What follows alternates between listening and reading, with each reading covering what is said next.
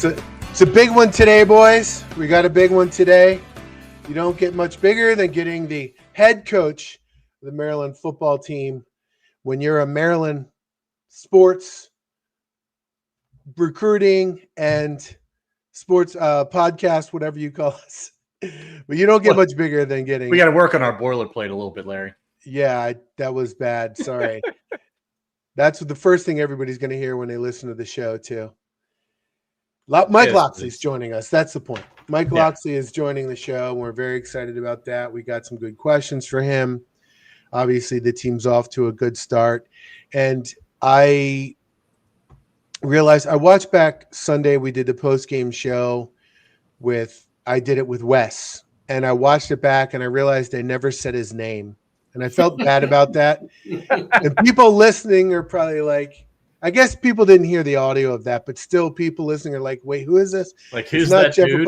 I did say it's not. Fan you met at the urinal? Yeah, I didn't say that it was. I did say you two weren't here and why you couldn't make it, but that was Wes, and he's one of the beat reporters for Inside Maryland Sports.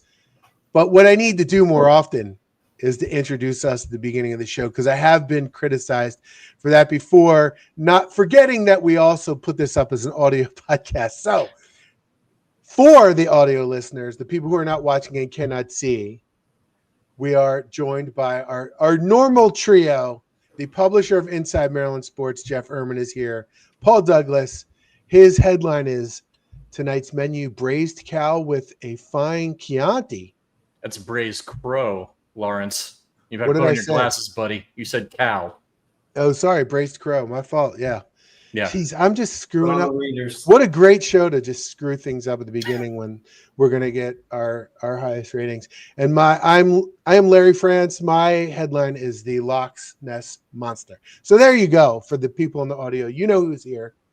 And on Sunday it was Wes Brown. So there you go. Yeah. I like it. We should just start over. Just do it again. Just like, I don't know, screw it. Hang on. There we go. All right. Just kidding. Everybody's just going to click off for Yeah. like 5 minutes. I know. Just kidding. All right. We're starting over. Yeah. So Maryland's football team off to a 4-0 start last Saturday. It was a great day. I was on the couch the entire day watching games. And it's kind of like in the NCAA tournament when Maryland has an early game in the first round and they win. And then you get to watch the rest of the first round and just root for upsets and chaos. And that's what Saturday kind of was like, because Maryland dominated Wisconsin. Not just one, dominated. And then you got to watch the rest of the games. And it was a great day. There were great games. A lot of happenings in the Big Ten in particular. So it was a really good game. Really good day. Before you talk about that, Jeffrey, I'd like just everyone to know.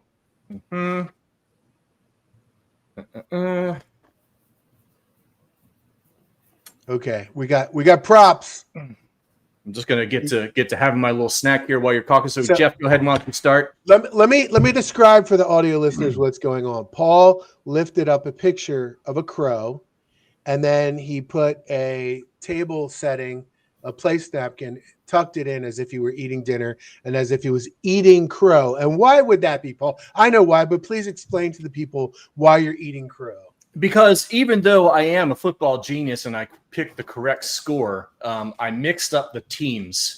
So, I picked 27-10, didn't you? I did say 27-10. I just, I had a bit of a brain fart and picked Wisconsin instead of Maryland. That was my bad. I'm getting older. Things happen. Things are, synapses aren't quite firing the way they used to. But, again, as I've said, from day one of this show, which is over 10 years ago now, nobody is happier to be wrong on this podcast than me, because usually I'm the one who kind of is a little bit on the pessimistic side. And frankly, that kind of speaks to this whole thing, Jeff, right? I mean, we talked last couple of years during the Talia era, especially about like, all right, what can Locksley and this program do to take it to the next level? Like whether that's beating these teams that they haven't beaten before, Wisconsin and Ohio State being the only two Big Ten teams they still have not had a win against until this Saturday. Being able to go into a place on the road. They started doing that a little bit. I was there in Ann Arbor in 2014 when Edsel went and beat Brady Hoke and cost him his job. And Maryland went and beat at Nebraska a couple years ago. So like it started to happen. It happened again. And I think every time the program takes these little steps, it kind of sets them up to start thinking like, all right, what else can we do here? How high can you start shooting for? Yeah, I mean, they've never beaten Wisconsin. They lost all 4 times that they've played. None of them were really close. There was one that was semi-close, but basically they've never even threatened to beat them. This obviously is one of Wisconsin's weaker teams in a long time, but nonetheless. Doesn't matter. 10-point underdog on the road, and it wasn't even an upset. It was domination. It should have been 27-3. They give up that late garbage touchdown. Maryland wins that game 9 times out of 10. So, we'll see how much it carries over to these other tougher games on the road, because obviously, like I said, Wisconsin's really down this year, but 4 games in and they're 1 win away from topping that season wins total now, which is pretty amazing. Can I play devil's advocate for 1 second? I was thinking about this a little bit. There's a few things that happened in the game that kind of made the score a little less. How am I trying to say this? They blocked 2 kicks. You can't count on that going forward. Yes, it's amazing, and Maryland didn't get the kicks blocked. So if you play a clean game and the opponent doesn't, you get the credit for that. That's 90% of winning games is just not beating yourself, as Ralph Regent has said in the past. The other thing that happened is their center just threw 3 snaps to no one. That's not going to happen again in the future. They had probably 4 scoring opportunities that didn't happen. The blocked field goal, the missed field goal, the bad snap that took them out of field goal range, and then the sack, the Cam Rice sack that took them out of field goal range as well. The game might be different if they have their starting center. It might not be. My eyeball test says Maryland is 3 touchdowns better than Wisconsin. I don't know. Let me address this, Lawrence, because I had the same thought at first, and I watched the game Sunday night. The thing about one was there's a reason those things happened, and it's because Maryland physically faster and better. I can't remember the last time Maryland physically on both sides, all 3 phases of the game, absolutely physically dominated a peer P5 program like they did at Wisconsin. Yes, sure. Like those blocks were because we had athletes that they didn't. We had guys who could do things that they weren't capable of stopping. Sure, they were playing a freshman quarterback. Do you think Billy survives that game if he's healthy? I don't know. I mean, sure, the center was terrible. He cost them a lot of problems. But part of the reason they cost them problems is because Cam Rice was a monster and was just killing that guy. On top of the fact that you've got Stewart and Mathis out there causing havoc on the edges. I mean, I agree completely. Like that, honestly, it felt like the type of game that Maryland typically has against a top level. It happens to Maryland, right? Yeah, it's like when they would go and play Ohio State in the horseshoe and they do some stupid crap, and it's like, okay, well, they can line up against them and do all right, but they just had no chance in the world to win that game because they were never going to be capable of making the plays they needed to physically, athletically, and they were not capable of stopping the athletes on the other side. Like that was Maryland they were in that position this time, and that was different. I can't remember. You're bigger, stronger, faster, and better. You're going to block kicks and do the random, plays that turn the field around more often. Yeah, I mean, yes, I think Syracuse at home a couple years ago might be the only one I can think of in recent history. But then again, that's Syracuse. I mean, that's not Wisconsin. That's not at Camp Randall. I mean, this is something about college football and basketball that makes it special. One of those things is like playing against the uniform matters in a way that it doesn't in professional sports. And maybe when the Patriots were really killing it, maybe when the San Francisco 49ers were really killing it in the 80s. Like, but really college sports, that's where like you're not just going up against another 85 dudes. You're going against that uniform, that history, that crowd, that like aura that comes with a place like Camp Randall. It's just different. And Maryland just walked in there with a true freshman at quarterback, with no less than 6, maybe 7 true freshmen starting or playing significant minutes on the defense, and just walked in there and said, yeah, we don't care. We don't care at all that you're Wisconsin. That means nothing to us. That quarterback had no chance. The quarterback had no chance against Maryland's defense. Like, we all know Billy Edwards' strengths and limitations too, but that kid was in over his head. I mean, he did not. Yeah. Let me tell you something, Jeffrey. Like, I'm not a religious man, but like, I would pray for that guy. I mean, he took a beating in a way that I'm not sure he ever will the rest of his college career. I mean, you could tell by that last drive before they put it through in the other kid. I mean, he could barely walk. He was like hobbling off the field. I mean, he was just a mess.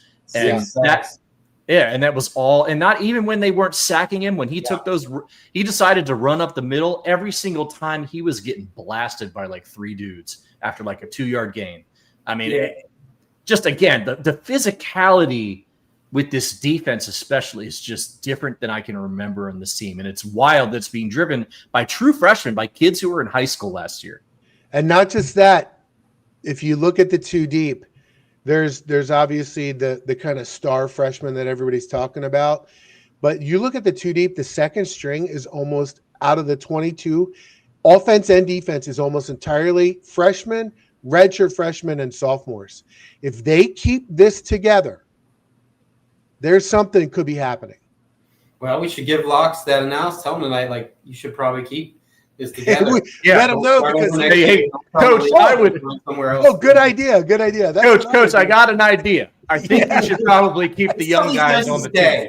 Yeah. The defense all summer long, that's what I kept hearing. The defense looks really good. These corners are a big upgrade. Sidney Stewart is a monster. And, you know, it was pretty believable. But then there have been times in the past, a few years ago, I remember hearing, you know, how good the receivers were going to be when you had like Demas and Rakim Jarrett and all those guys didn't quite pan out. This year, though, it was all talk about that and these linebackers and Daniel Wingate, who's an absolute monster. Sidney Stewart, I think he's the first freshman to have a sack in his first 4 games in like 20 or 30 years, maybe ever. I don't remember. There's been so many of those stats so far. And really defense, that if you take out that last touchdown and some garbage time scores by Towson, they'd probably be letting up less than a touchdown a game. They're ranked number 1 in the country in a bunch of categories, sacks, right? And interceptions, and overall defense are in the top 10. Yeah, the interception one is a little artificial just because they had those 6 in the first game against a really bad team. I mean, it still counts, but it's bloated because of that one game. But either way, I think the defense is legit. I mean, they're not going to limit, probably not going to limit Washington or Michigan like that, but they're legitimately good, I believe. The only question we got a couple good comments already. We got Seftical. If all of Maryland opponents started former Maryland QBs, Maryland would go undefeated. That's really funny. Really who else could MJ Morris? Who else transferred last year? We got Cam. Didn't Jaden Sore transfer to? Yeah. No, Cam Edge went to Eastern. Oh, Michigan. Cam I have Edge. no idea if he's playing there or not. If he's yeah. So if they could just play against the former Maryland quarterbacks, Well, did you enjoy the fact that they brought in their third stringer and he did a Billy Edwards against Michigan in garbage time? It was like the same exact thing that Billy did for us when I don't know if we took Leah out at the end of that game or he was, banged up or something. And Billy came in and, in garbage time, took Maryland down to score a touchdown. Everybody's like, ooh, Billy might be the next guy. And then, they just had their third stringer do the same thing. I kind of enjoyed that. Yeah, it's poetic a little bit. But with the defense, I think what's interesting too is we've talked a lot about the Maryland, the defensive end curse, right? When it comes to the high level recruits, the Derek Harveys, the Melvin Alizas, the Victor Abiamiris, the list is long. They finally hit not on one, but on 2 at the same time. And you can almost see when you watch this team play how pressure from the edge cascades on an offense. Like, it breaks everything they're trying to do. It makes the defensive tackles better. It makes the linebackers better. And it makes the secondary better because The defensive tackles now have, they're not getting double teamed all the time. The linebackers are not getting guys coming at them at the second level the way they normally would. And the secondary, generally, if you're getting pressure with 4 or 5 at most, they can sit back and zone and make sure everybody's throwing balls in front of you. So not only that, but then you get a guy like Wingate. If he's sitting in zone, he can basically spy a running quarterback at the same time, which could be very useful against that kid from Washington in a couple weeks. So, I mean, so much has gone right. It almost feels magical in a way, and you don't want to talk too much about it or get too excited because so many times, Lucy's pulled the football up as we're like getting ready to kick it. But it's just hard not to be super excited about this team right now. I mean, you couldn't make these judgments against the first 3 teams, but at Wisconsin, even if they go 2-10 this year, I don't care. It's still Wisconsin. You still got that kind of talent. And if they go 2-10, they might actually be a 6-6 team that's playing just the worst schedule I've ever seen in my life. Brutal schedule, yeah. So I'm not even worried about that. It just felt good. And now Maryland gets a bye week to get healthy. Maryland fans get a Saturday. Man, how fortuitous is the schedule this year? Have those 3, let the freshman QB get his feet under him, then go to a Wisconsin team that's a little down this year.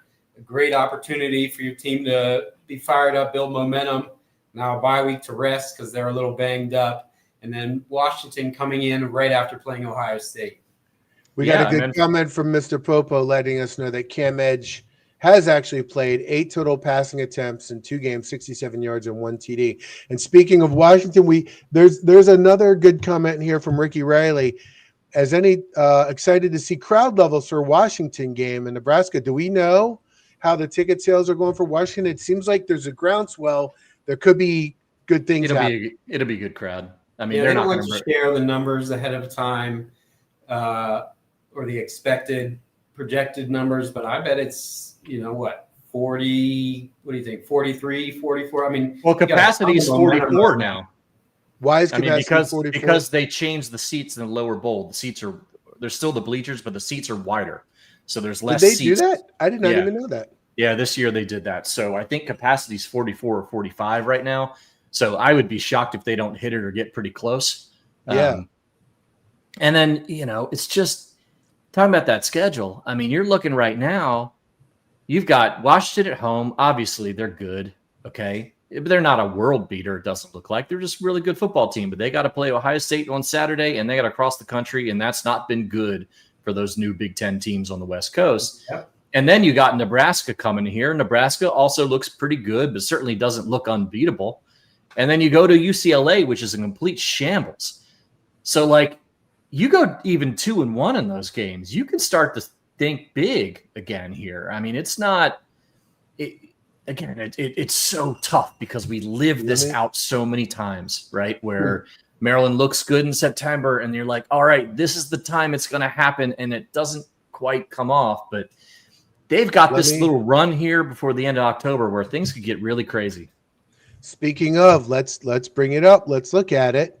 We'll look at the projections here. We've all done our projections, all for myself, Larry Jeff Paul, but then also Hoagie gives me his projections as well. Immediately after the game, Hoagie texted me and had 100% chance for all the 8 remaining games. And he said they're number 1 in the country because it was that exciting to win, right? But here, let's look at it. I've got Maryland at 7.07 wins now. Jeff, you've got him at 7.65. Paul, you got him 7.35. Hoagie, 7.05. Then the analytics sites, ESPN, FPI's got 7.28. Massey, 7.34. K Ford at 7.07. And Team Ranking still pulling up the rear. Likes Maryland. Lee still has them at 6.43. Your average, though, is 7.16 wins now.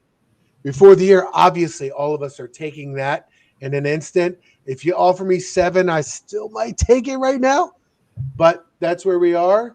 And then if we scroll over here, we look at the most likely records according to the team rankings.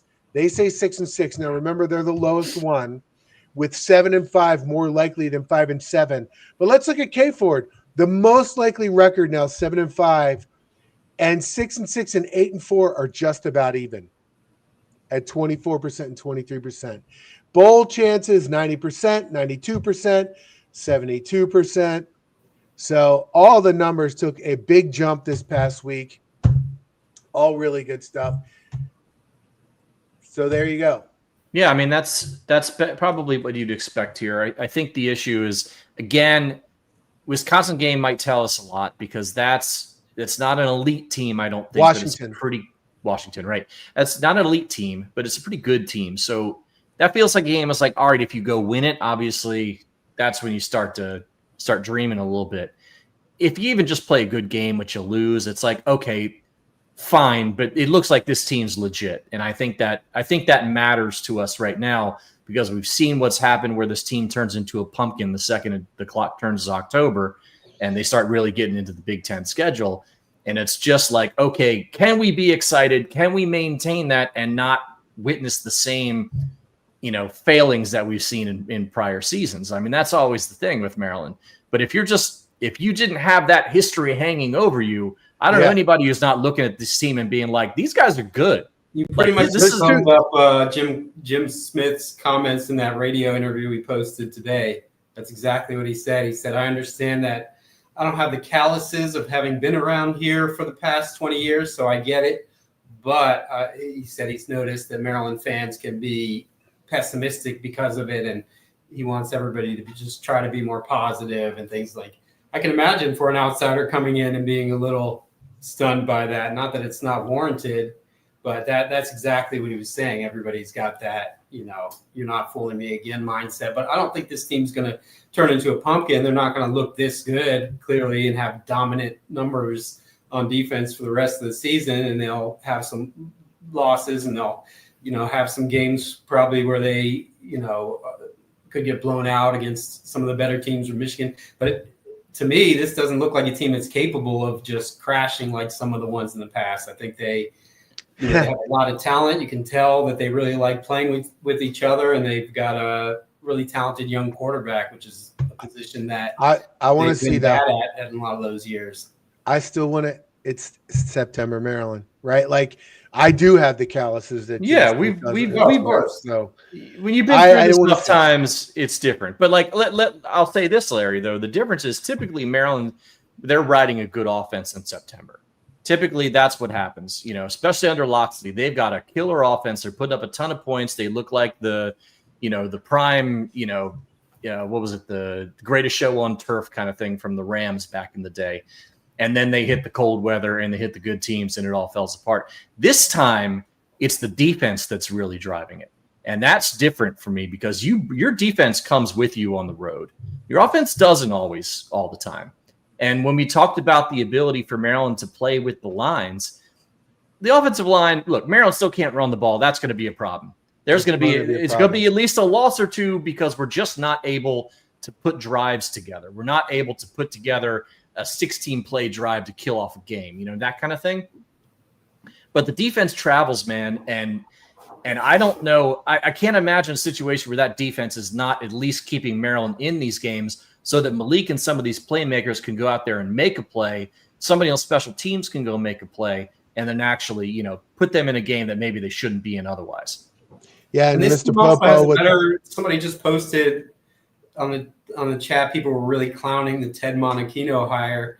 That's right. True. I think the coaching's better this year too. I think, for whatever questions there might have been about Monachino or Pep Hamilton, they're clear upgrades to most of the coordinators that we've seen come through in the past. Certainly with Monachino, and I think that's interesting there is that people have talked about, I think it was on the broadcast maybe where they said, yeah, you talked to Monachino about his system. And he's like, yeah, I don't know. I keep it simple and we're aggressive when we go get the ball.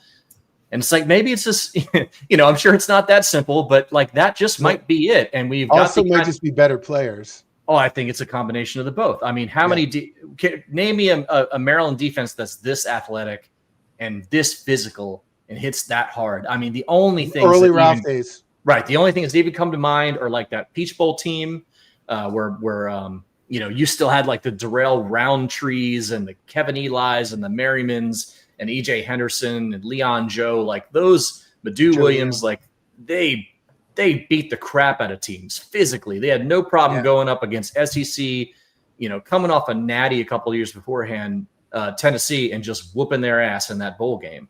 it just feels different this time. And I'm sure if you go back through our shows over the last couple of years, you find a couple times me saying the same thing, but especially on the defensive side of the ball, man, it's hard not to believe. And they nailed the portal.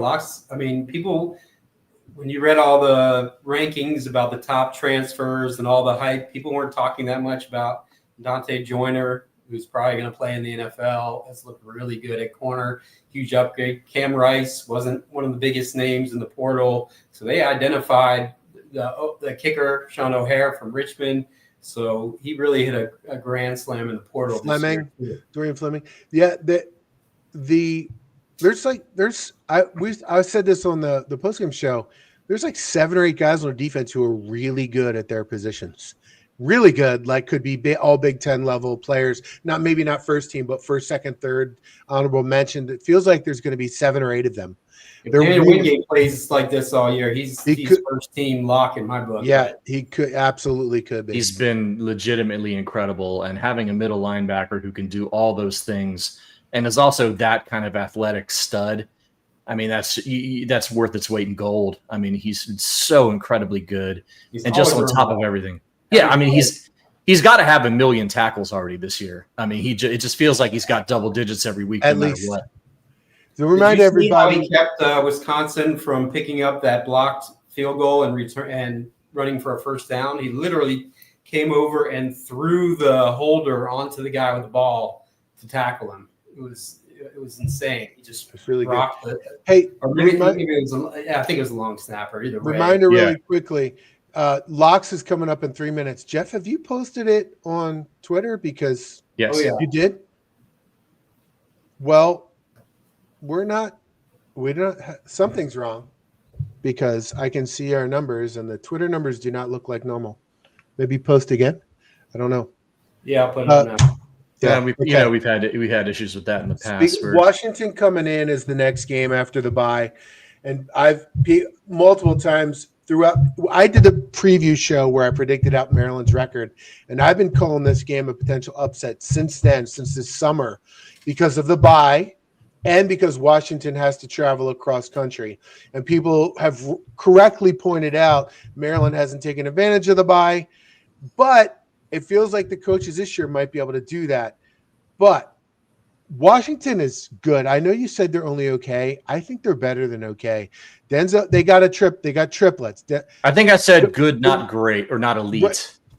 They're Damon Williams, Jonah Coleman, Denzel Boston. Each one are possibly like the best at the position in the Big Ten. Their offensive line is very good.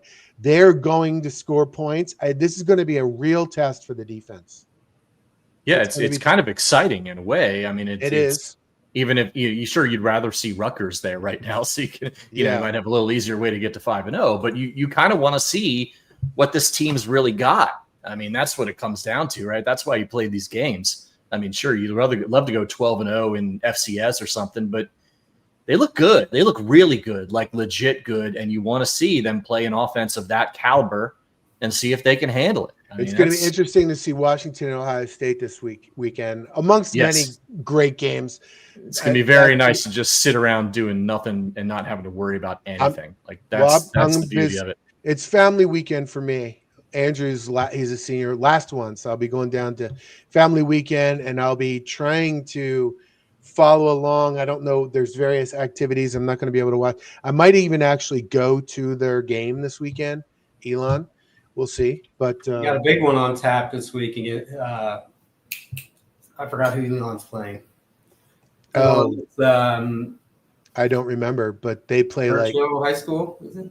Yeah, that's the joke. Yeah, that's the joke.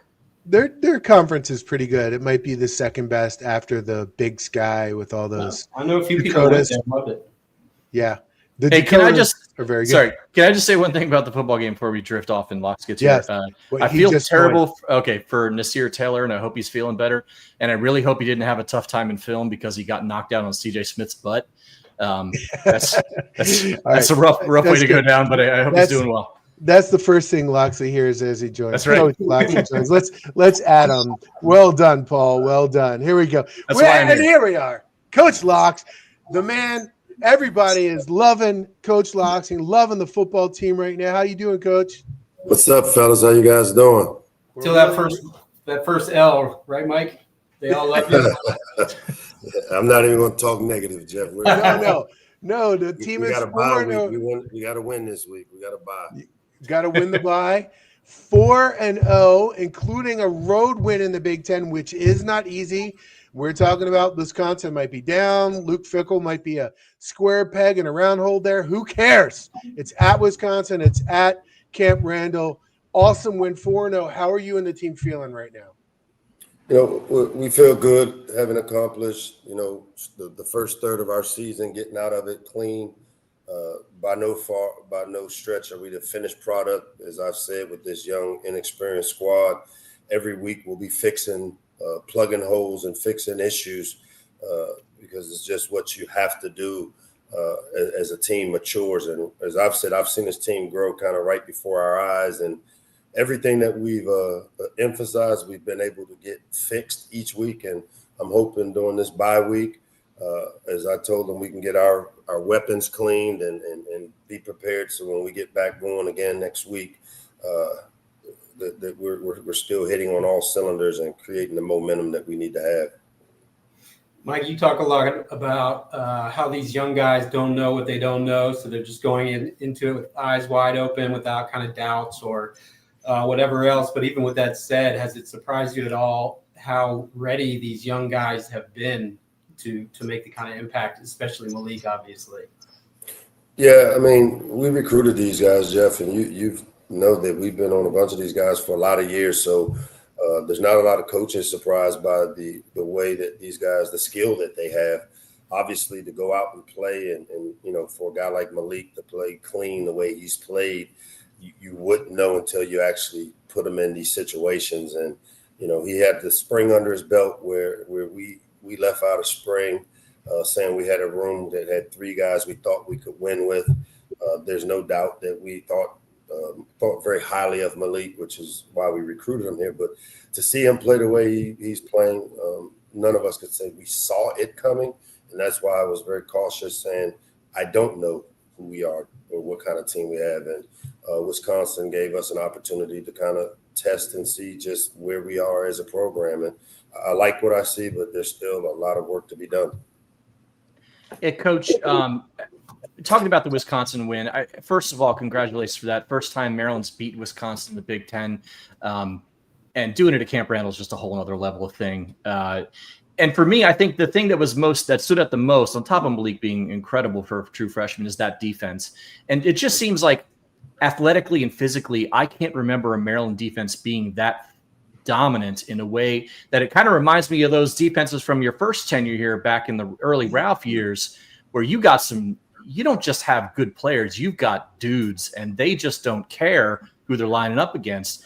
And it's fascinating that a lot of those guys in the top 2 are all true freshmen.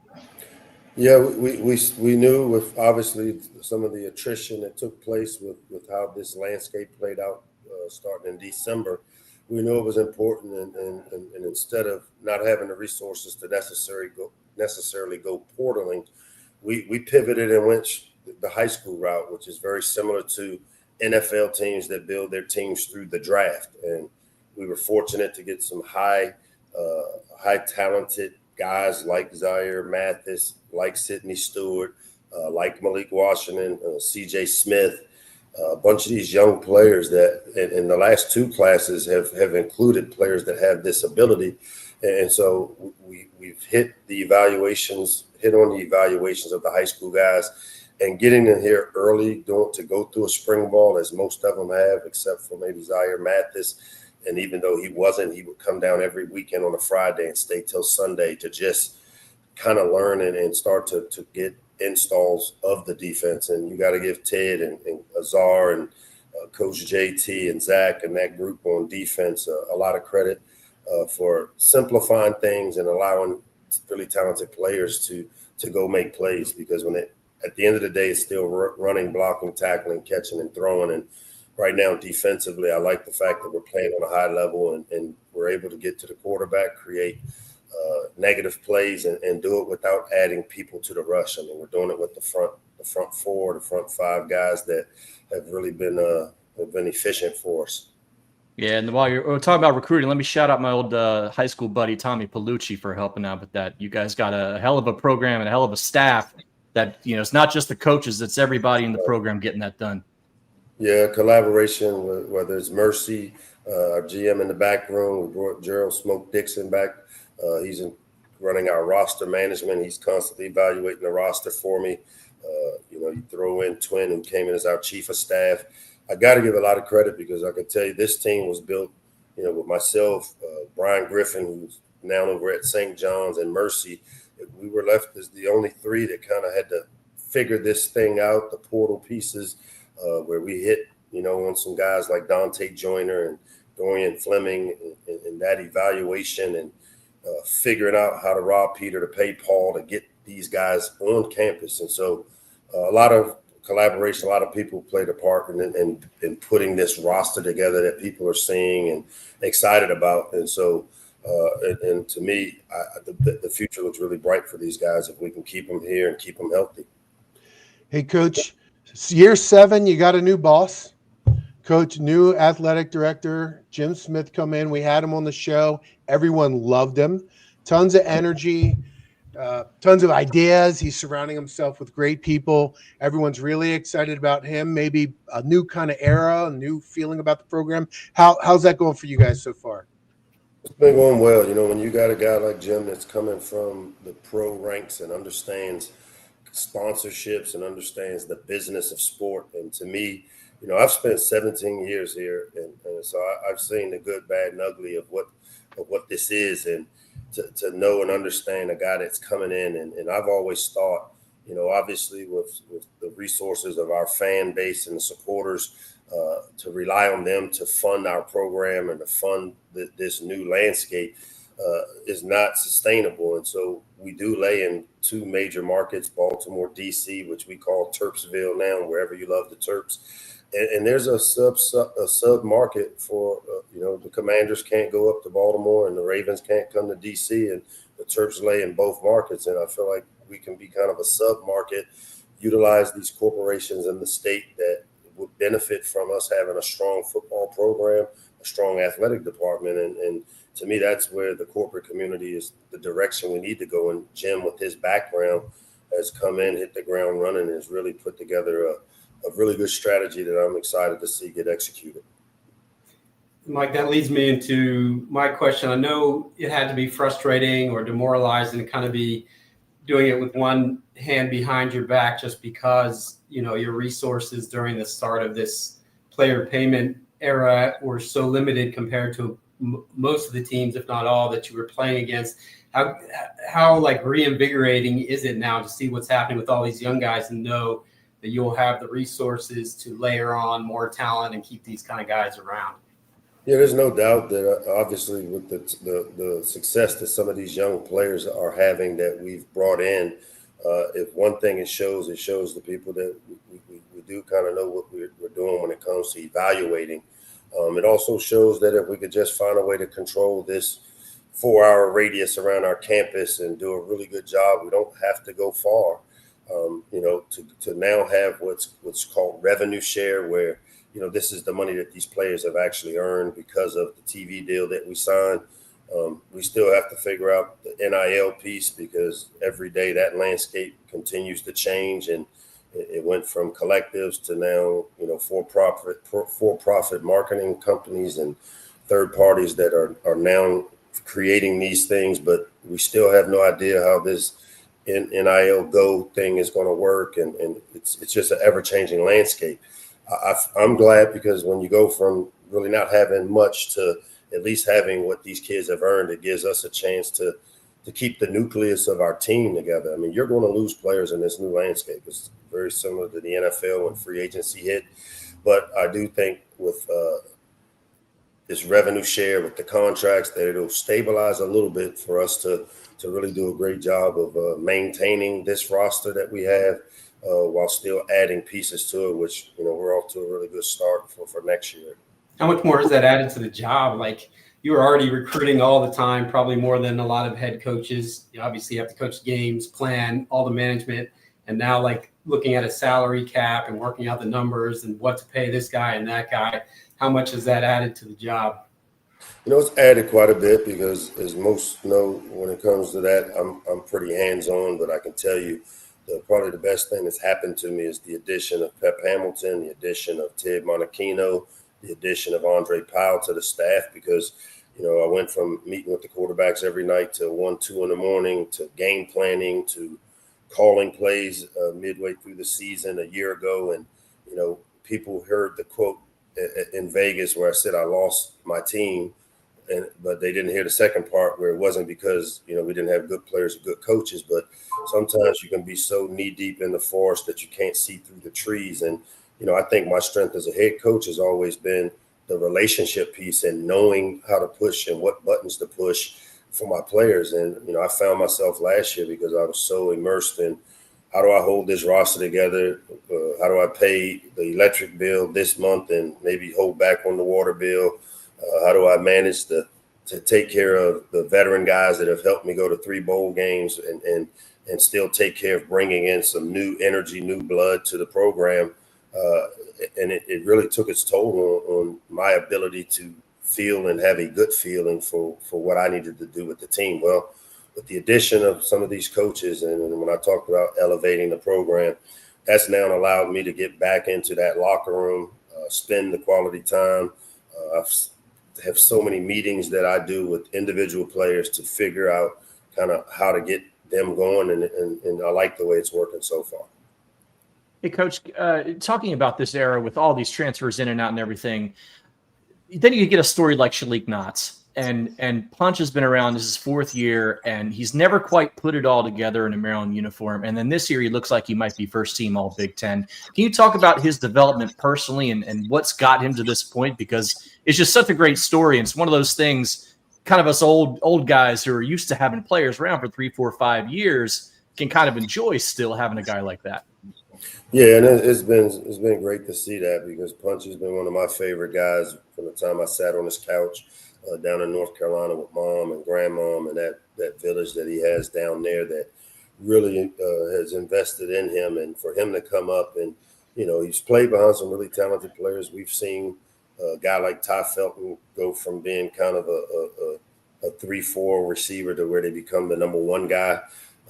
I see Punch on that same trajectory. Wish he could have gotten there a little earlier in his career, but everybody's timing is their particular timing, and Punch has run his own race, and it's great to see him reap the benefits of the things he's learned from the players that played in front of him. But also, when we talk about bringing a guy in and they're on the front of the bridge to manhood, and we've got to get him over that bridge and back to the people that love him, a better version of himself, there is no doubt that Shaleak Punch Knotts, we've done that with him, and it's been great to see. And been really rewarding as a coach to see it. Hey, Coach, you talked a couple of times about last year. You kind of said you admitted that you lost the locker room and there wasn't good vibes. It feels – we're not in the locker room. It feels this year, just from looking at you and the team, that the vibes are great. And from the outside, that's what it looks like. Is that accurate? And have things turned around? There's no doubt. I know this team really well. I know their whys. I've spent endless hours. I've done dinners with every part of the team. I'm up in the cafeteria with them. In the Locksley household, the kitchen was usually the area where you got to business and knew what was going on, and you found out kind of what's going on in their lives. And, I've really invested time back into people. It's one thing to draw up plays, put in schemes, call blitzes, but it's another thing to know what makes guys tick, what buttons to push. When I see a guy maybe not maximizing his talents, instead of me looking at my script, calling a play, coaching a quarterback, I'm watching body language. I'm watching the energy levels of our players, and it's really paid off because we have spent a lot of time. And I've always been a guy that, when after every season I look and say, where did we do things? Where can I be better? And that was the number 1 area, was getting back into that locker room, being in the day-to-day lives of understanding that these guys are young kids that are still developing. And even though they're making money, and a lot of money in some cases, I still have a job to do to make sure that as a parent, I'm giving them the necessary advice, wisdom, structure to be successful, on the field and in life. Like Maryland fans, football are notoriously fickle, I guess you could say, for lack of lessons or more insulting term. But what do you think? Do you feel the energy changing? Does this feel a little bit to you like, because they were apathetic before that early 2000s run too, and then all of a sudden you could just feel the energy start to build? Are you getting that kind of, and from recruits, are you getting that kind of vibe of, more positive?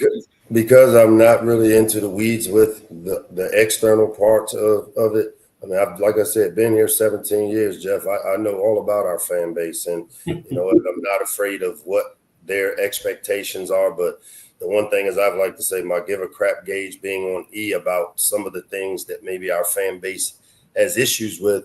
I've got to stay concentrated on taking care of things in-house, internally, making sure we're making the right decisions and moves. So I don't feel the swell of excitement, because I try to insulate myself. I mean, I came up in the Nick Saban, don't take the cheese, don't eat the rat poison of it, because you know what?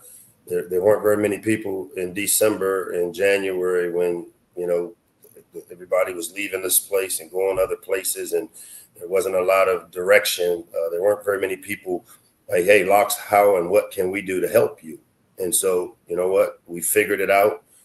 We put together a good roster.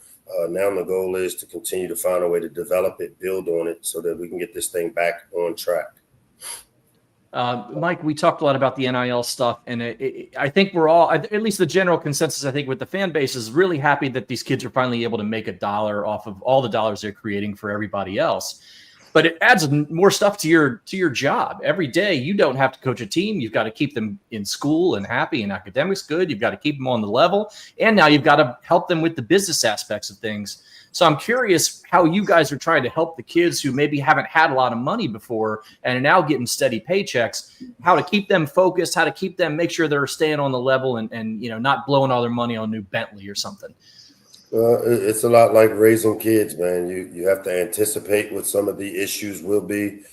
A year ago, if I did something that I thought I needed to be better at, is I didn't anticipate just how much the disparity in the young guys coming in compared to the old guys. I thought that, hey, they would understand. And you know what? They didn't. And maybe they didn't need to. And had I anticipated a little bit better, I would have been able to do some things on the front end programming to make sure that we addressed it on the front end. And so those are the things we've done now. We've got all types of programming that we do from the business side. We've had to add a whole new level, and that's where a guy like Tommy Palucci comes in. That's where guys like Matt Konopelski and Charles Harley, who are in our player development role, our partnership with CQ and what they do from a financial literacy standpoint, educating, bringing in GMs like Ozzie Newsome coming in to talk to our team, having agents come in and talk to our team. We've had to add this financial component to the programming that before it was just about, hey, the academics, off the field life, as well as the football development piece. Well, now I'm teaching guys that are coming from situations where they've never had the type of money they're making, and I have to provide, and we have to provide as a athletic department, some structures to help these guys with this transition in the college landscape. Hey, Coach, I did a bunch of research before you came on. I dug into your past a little bit, and I read that your wife Kia taught yoga to the Illinois team that went to the Rose Bowl. First of all, is that true? And if so, is she going to be doing that for Maryland as well? Yeah, Kia's been a yoga instructor for a long, long time, and she's worked with every team that I've coached on pro bono. She's been doing it because I asked her for help, but she's done that with our team here. When we have our recovery Sundays, she's one of the ones that will come in and we would hire. We do, whether it's the breath work, yoga, meditation, all the different things we need to do to for recovery to help keep us healthy. So she has worked with our current team in some capacities. We have a whole group of sports performance people that we work with our team as well. Oh, man, Larry was asking a personal question. I thought he was going to bring up Citizen Cope, who we've also had on the show. And I just still can't get my head around, like, you guys wearing matching Adidas jumpsuits going to the Go-Go back in the 90s in high school. You know, so Clarence is the real deal, man. Clarence is the real deal. I'm a big fan of his. We've known each other since I think we were like 14, 13 years old. He's one of the guys when I always talk about scalping tickets in Lot Z here. Clarence was right here with me. And Lot Z is a 14-year-old running around trying to find extra tickets to flip. Love it. Mike, what's the biggest reason behind? I shouldn't ask the biggest reason because I know the players, I know the new coach, but how great or how much of a factor has it been to have special teams be a strength now? You know, you're blocking kicks regularly. You got a great kicker, great punter, whereas that was a weakness in some previous seasons. Yeah, you know, and probably one of the best things that we've been able to do was to create that special teams coordinator role where it's not an assistant coach. You know, over the years, we've had to have JT, James Thomas do it. We've had quite a few position coaches that do special teams, and now they have to split time between their position group, game planning for that. And, you know, I've been lobbying to get that role filled to where we could have a full-time special teams guy. And then, you know, we were fortunate to add Chili Davis as the assistant special teams guy. So now to have two guys that spend all day studying, scheming. I mean, if you were to go back and look at the block punt, I mean, that was a schemed block where we picked the personal protector with 84 and got him to open his hips, and then 33 looped around, came through the A-gap, and took the ball off the punter's foot. That's a scheme thing that when you block kicks and you go back and study what happens when special teams creates momentum plays like returns for touchdowns or block kicks, it's hard to win games when that happens. And to have three of them the last two games, and we haven't had a lot of those during my tenure here, it's definitely been an added advantage, especially creating vertical field position, putting us in advantageous positions. And I mean, that block kick really, in my opinion, helped change the momentum because they just come off of the big explosive pass there and hold them to a field goal attempt and then get the block was really big for us. So we'll have to change Beamer ball to Locksley ball now if you keep it up? Pardon me? We'll have to change Beamer ball to Locksley ball then if you keep up all these? Oh, man, nobody wants to hear that name on this podcast. Yeah, Jeff, what are you doing? What are you doing? Hey, Frank's fine. It's Man, the other I one. like Frank Beamer, so I'll say that. I'm a big fan I had that thought. Original Beamer ball. Big fan of when you play special teams like that. There's no doubt.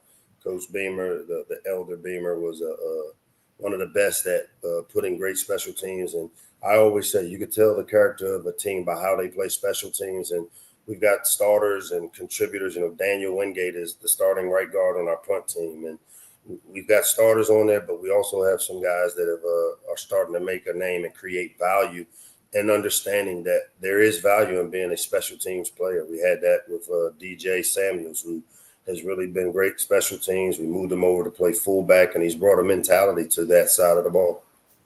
Hey, Coach, we finish every interview by playing fill in the blank. I'm going to ask you 5 rapid-fire questions. Say the first thing that comes to your mind. Here we go. Number 1, your favorite uniform combination. We asked all the players this. We haven't asked you. Your favorite uniform combination is? The color shift one we wore at Oregon. Okay. The best game you've ever been a part of was? The Clemson game in 2001 when we sold out the stadium. We throw in the oranges. Love that is a great answer. It was electric. All right, I said I did national championship, but I'm staying with my Maryland team, so I'd say the Clemson game. Well played, sir. I said I did some research. Your favorite New Edition song is? I know you like them. I did some research.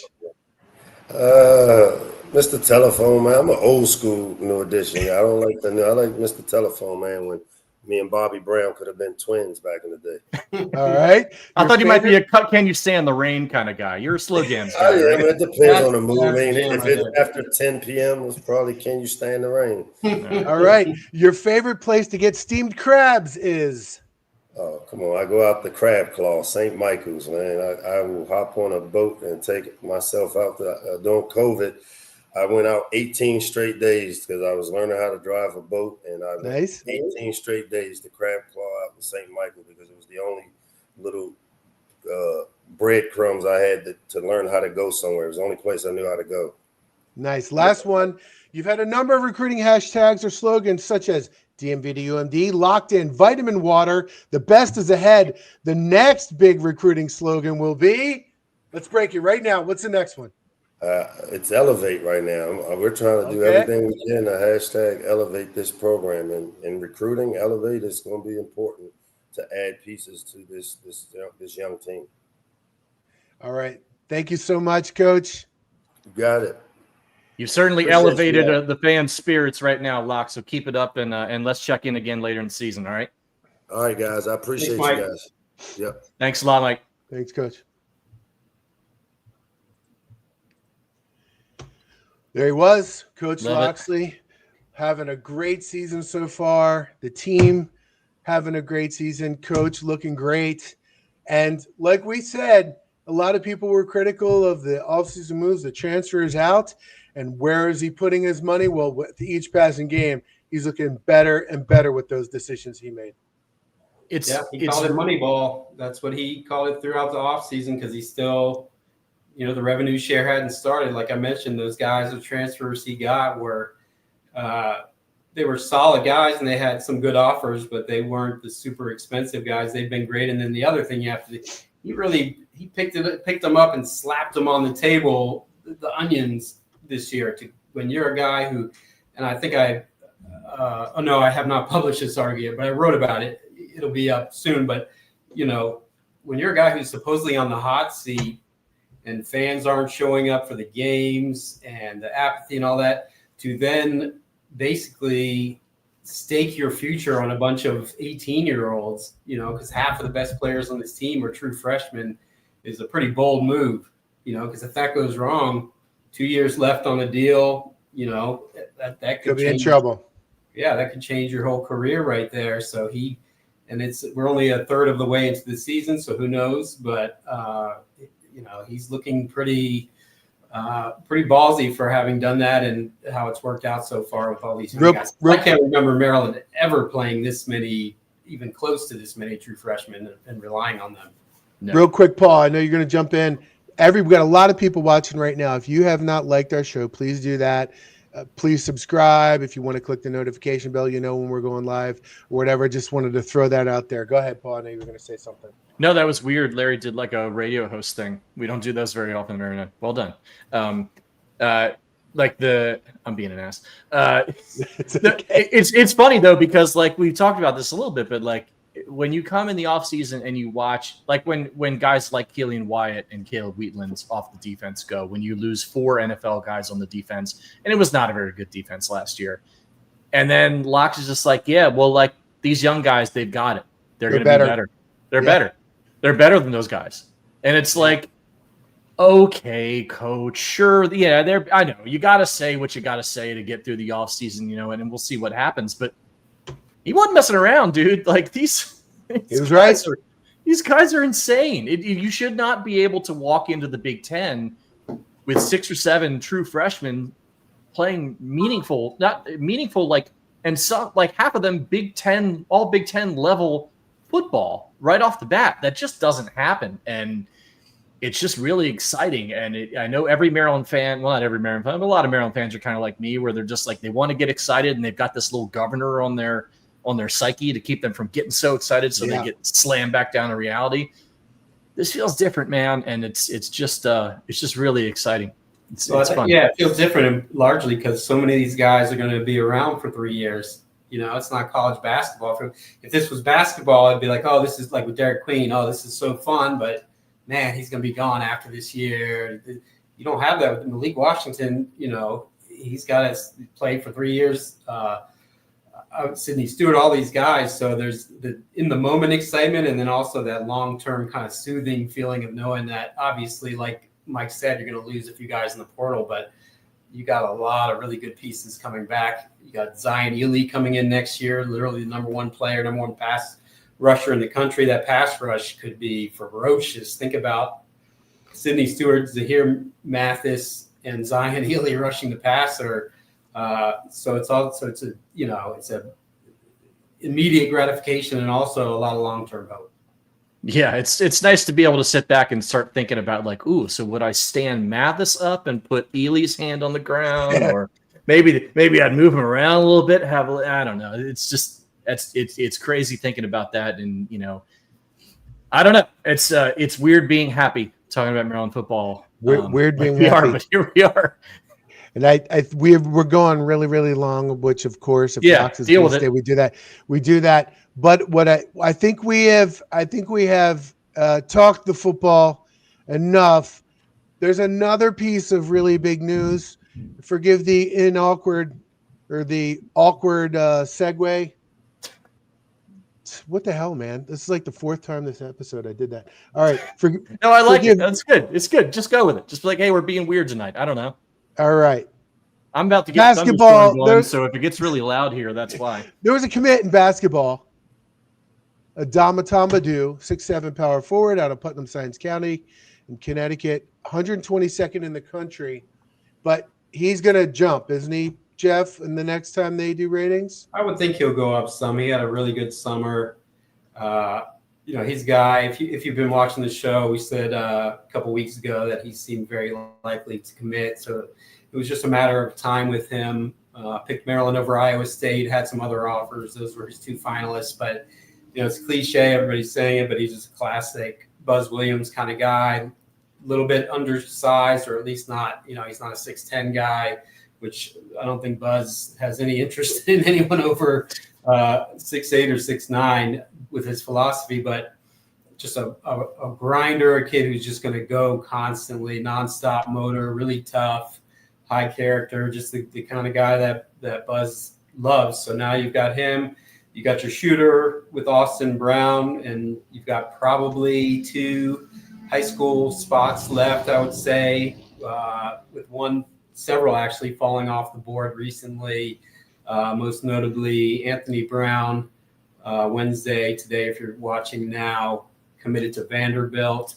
Not surprised that Maryland didn't get him. A little surprised how abrupt it was. I think Maryland visited him yesterday and had no clue that he was getting ready to commit. So it seemed like it came out of the blue. Vandy's got a really good coach, obviously, young rising coach, Mark Byington, and they're throwing around a lot of money.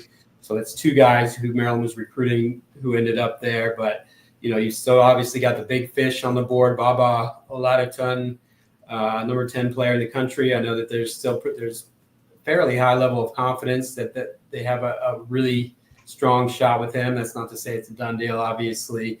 And then the two to watch right now, of course, are Junior County, the number 2 shooting guard in the class. He's visiting UConn this weekend. And then he'll decide pretty soon thereafter. Could be a Maryland-UConn battle there. And then the other one is Caden House, who, as I've said a million times, is son of former Celtics guard Eddie House.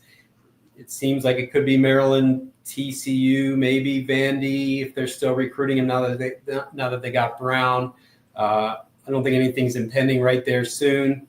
And then, the biggest question is where are the big men going to come from? Because when you look at next year's roster, there's basically no centers on it at all. But, that list has been kind of slimming down in the past 2 months. So I think there's a real possibility if they don't get Tristan Reed, the big man from Link Academy in Branson, Missouri, who will likely visit soon. If you don't get him, there's not really a lot of names. Maybe you're waiting for the portal.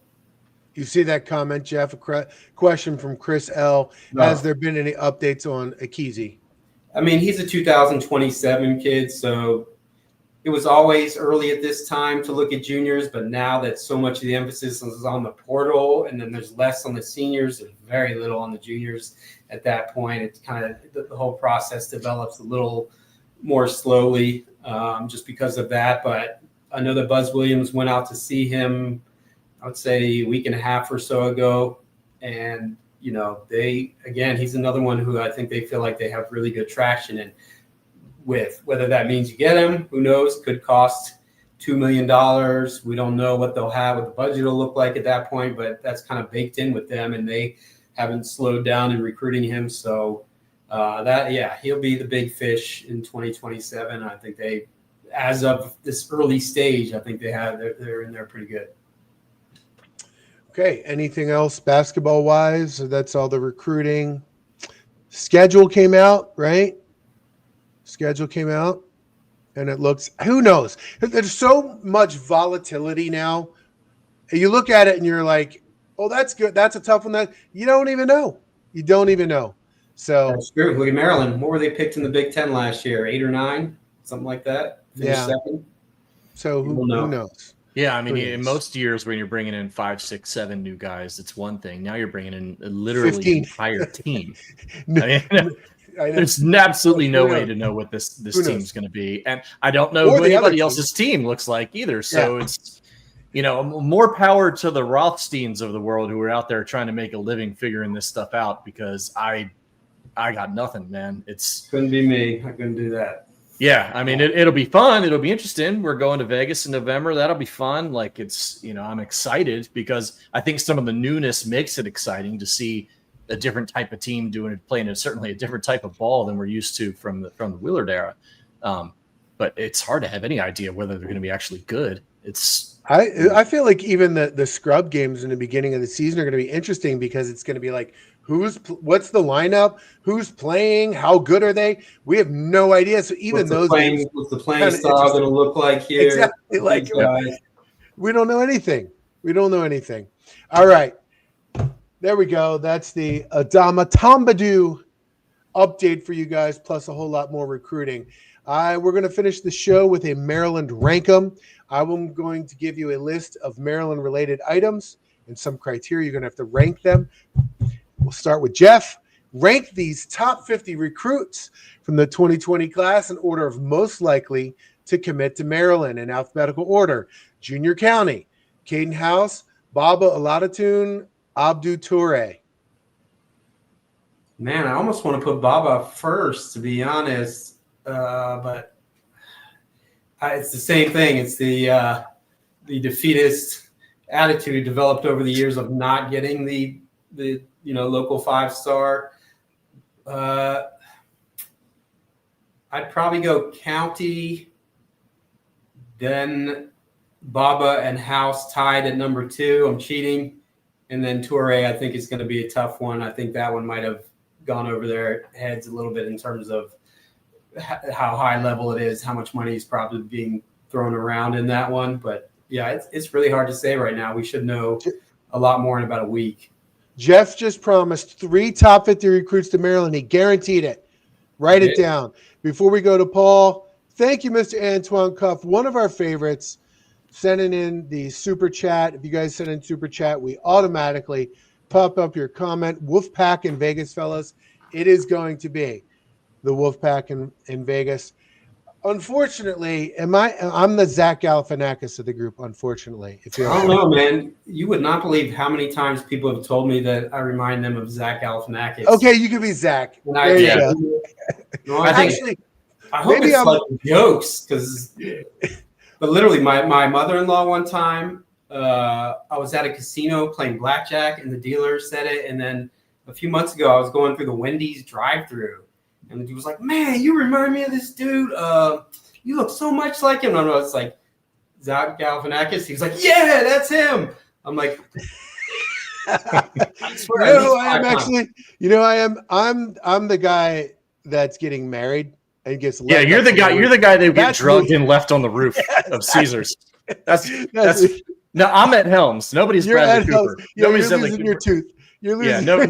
nobody's Bradley Cooper. I'm Ed Helms at best. Larry gets left on the roof. I'm the guy that's left on the roof. Yeah. Okay. Oh, and we got Who's this. Mr. Chow anyway? I'm glad maybe we'll leave that JM alone. said who's leading in the Oh, Pittsburgh team. God, why are you asking that, man? Nobody Jeff, cares. Nobody cares. you're going to be happy. No, Jeff, you made a bit of a comeback, I believe. I'm going to pop it up yeah, at the end of this. Question.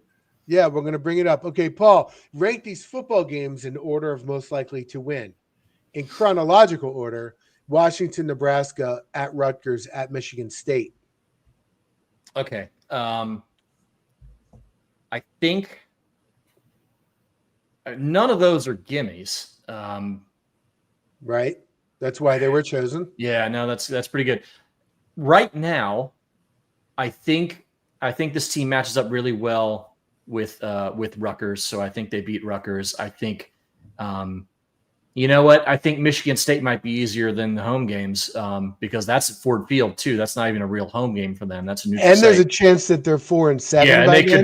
could be totally. They'll have nobody checked there out by that point.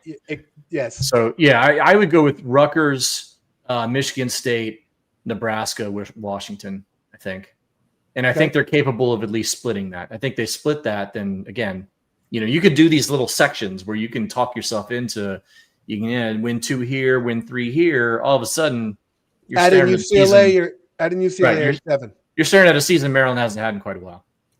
All right, Jeff, rank these Terps basketball players in order of minutes played this upcoming season in alphabetical order. Darius Adams, David Coit Jr., Andre Mills, Isaiah Watts. Coit, Adams and Watts is a tough one. They should be right in the same range. I don't think I'll go Watts just because he's more proven commodity, and Adams is coming off an injury that has kept him out for a little while. So Coit, Watts. Who's the fourth after Adams? Andre Mills. Okay. Coit, Watts, Adams, and Mills. I feel semi-confident in that one. Okay. All right, Paul, rank these football freshmen in order of greatest Terp by the end of their college career. Okay. Messiah Delhomme, in alphabetical order. Messiah Delhomme, Jalen Gilchrist, Zahir Mathis, Sidney Stewart, Malik Washington. There's 5. Okay. Messiah, you got him? Okay. I think Malik is number 1 because I think he's most likely to stick around and probably stays at least 3 years. Number 2, other than defensive ends of Delhomme, who was the other one? Messiah Delhomme, Jalen Gilchrist, Zahir Mathis, Sidney Stewart. Okay. I think Sidney Stewart is probably another guy. I think he's likely to stick around because he was a guy who I think he was injured his senior year and the Terps stuck with him. There might be some loyalty there that might not be in some other highly rated kids, even though he's got like the most NFL body on the team other than Wingate maybe. I mean, he's a cyborg. Number 3, maybe Delhomme. I think Delhomme's another guy. I'm not sure about his NFL potential necessarily, but he might stick around. He could be a starting safety for 2, 3, even 4 years, depending on how this year goes. And then probably Mathis, just because I think he might not stick around. He might go big time. We beat him out. We beat a bunch of blue blood programs out for him. Maybe he just jumps out one of these years to go try one time at the big time before going to the NFL, and then Gilchrist just because he hasn't played and he got hurt. So if he hadn't got hurt, because there was such good publications about him, coming out of spring and fall, he would have been in the 2 deep for sure. And probably starting. There was I heard he was expected, like he had a great chance of moving in the starting lineup after a few weeks of, getting his feet under him and, looked like potentially one of their best linemen. Like he's the sort of caliber of offensive lineman that Maryland just has not been able to get. Yeah. But I think you're right on Mathis also, Paul, because he's the only non-local guy out of all of them. Yep. He's from Philly, not that far away, but he doesn't have a hometown. Yeah, it's just that we got him last minute. It was a locks flip, and we beat out all those big time programs. You just get a feeling that maybe he might be like, junior year before I go to the NFL, I'll go to Ohio State and see what we can do, kind of thing. We hope hopefully they all stick around. We hope Paul's as wrong about this as he was about last week's game prediction. Nobody more than me. Let's not do that. Zahir, you're staying. We love Zahir. Paul, why are you Yeah, Paul. Saying that Yeah, Paul. Just bringing that up. All right. I'm Right, here to Jeff, answer. Not at I'm all here to ask- answer questions. Not at all All ask right. specifically about that. All right, Jeff. I got put on the spot a little bit, didn't I? No, they're all going to be here 4 years. It's going to be great. It's awesome. Stop raining. Okay. On the man. Jeff, rank these potential happenings in order of greatest impact to the IMS message board. Okay. Hoagie returns to premium. Mia Khalifa starts tweeting about Maryland again. Scott Van Pelt becomes a moderator. Terp Vader becomes a football beat reporter. Oh, wow. I'm There's not a sure little any of those inside are that baseball great, in some to of be those. honest. I don't think any of those move the needle that much. I guess I'll go Van Pelt first because everybody loves Van Pelt. Becoming the moderator. That would be great. The Terp Vader thing is clearly last by many miles. Mia Khalifa. What's the other one I'm forgetting? Man, I'm Hoagie returning to premium. Hoagie. Oh, yeah, definitely Hoagie. Hoagie's number one. Him returning is number one. And Then then- SVP. Then Mia Khalifa, the other one. Yeah. Okay. All right. There we go. All right, Paul, last one. Rank these Vegas attractions in order of most likely to see in November. Bellagio Fountains, Cirque du Soleil, Hoover Dam, the iconic Las Vegas sign, and the Spearmint Rhino. I knew you were going to say Spearmint Rhino. I could feel like coming a mile away. Well, is this the most likely that I'm going to see? Yeah. Or that as a group we'll Or see. like that you should go see? No, that you or we as a group will experience when we go out. Look, we're going to the Rhino. Okay, we know that's happening. That's number one. Okay. Except for Jeff. Jeff is not going to the Rhino. He's going to Bible study, and we'll let him know how it goes. You think that's more likely than seeing the Bellagio fountains? Yes. For me, anyway. Well, we're staying at the Circle. We're staying downtown. So, we'll have to make a trip over to the Bellagio. The Strip. There will be trips to the Strip. Yeah, I'm sure we'll see the fountains too. Is it called Old Vegas or whatever by where we're staying? That is a wild ass area. Yes, or downtown. A year ago, and that was. Yeah. Fremont Street is something else. If you've not done that before, the other three I don't care about. I'm not seeing those. Cirque du Soleil, Hoover Dam, and the iconic Las Vegas sign. Whatever. None of them. Hoover Dam's probably last because it's like a 30-minute drive. But a lot of people, when they visit Vegas, that is one of the things that they do when they go. We did it last year. It's amazing. I'm sure it's great. Just that's not happening on this trip for me. It's a family trip thing. Yeah. And okay, how about this? Not necessarily Cirque du Soleil. Any of the Vegas style shows with like the big celebrity residencies or none of that. Okay, got it. Okay. All right. Maybe if Metallica plays the Sphere or something. But we're not doing that. Let me bring up now. Last thing, we're going long. We got a stocked show today. You made it with us this far. You might as well stick to the end. Might as well stick around. We do our picks. We didn't see week 3 last week because I was out. But check out Jeff in week 3. 9 out of 10. Paul and I both went 5 out of 10. He caught up this past week in week 4. Paul, you and I both went 7 out of 10. Jeff, you got 6 this week. Overall standings, I am 72.5%.